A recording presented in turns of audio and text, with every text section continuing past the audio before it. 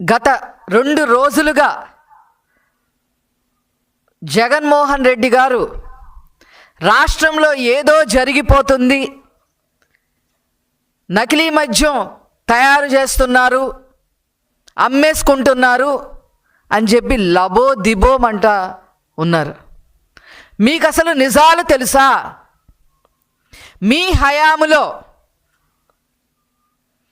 Liquor స్కామ్కి తెర లేపి మీరు మూర విరాటుగా ఉంటూ 3,500 కోట్లకు పైగా నకిలీ మద్యాన్ని అమ్మి సొమ్ము చేసుకొని మీ ఎమ్మెల్యేలు, ఎంపీలు, మీ హయాంలో ఉన్న ప్రభుత్వ యంత్రాంగం అంతా జైలు పాలైతే కనీసం ఒక్కళ్ళని కూడా సస్పెండ్ చెయ్యకుండా, లిక్కర్ స్కామ్ గురించి ఒక్క మాట కూడా మాట్లాడకుండా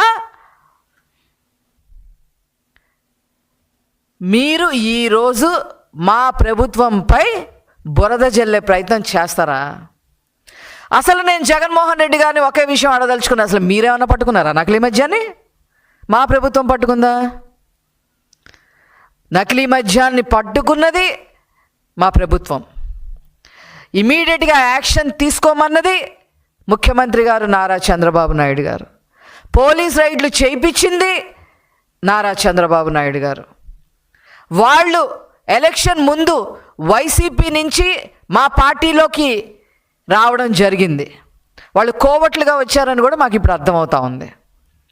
వాళ్ళని ఇమీడియట్గా సస్పెండ్ చేసింది నారా చంద్రబాబు నాయుడు గారు. ఎంతటి చర్యలైనా సరే తీసుకోవడానికి వెనకాడం అని చెప్పి స్టేట్మెంట్ ఇచ్చింది నారా చంద్రబాబు గారు. ఇదేదో మీరు పట్టుకొని ఏదో దాన్ని ఏదో తేల్చేసి ఏదో మాకేదో హెల్ప్ చేసినట్టుగా మీరేదో మాట్లాడటం ఏంటి? మీ హయాంలో ఏం జరిగింది జగన్మోహన్ రెడ్డి గారు? 3,500 కోట్ల లిక్కర్ స్కామ్ జరిగింది. సరే, ఈ స్కామ్ గురించి పక్కన పెడితే మీ ఎమ్మెల్యే మల్లాది విష్ణు బార్లో 6 మంది కల్తీ మద్యంతో చనిపోయిన రోజు మీరు ఏమన్నా యాక్షన్ తీసుకున్నారా? కనీసం అడిగారా? కనీసం సస్పెండ్ చేశారా మల్లాది విష్ణుని?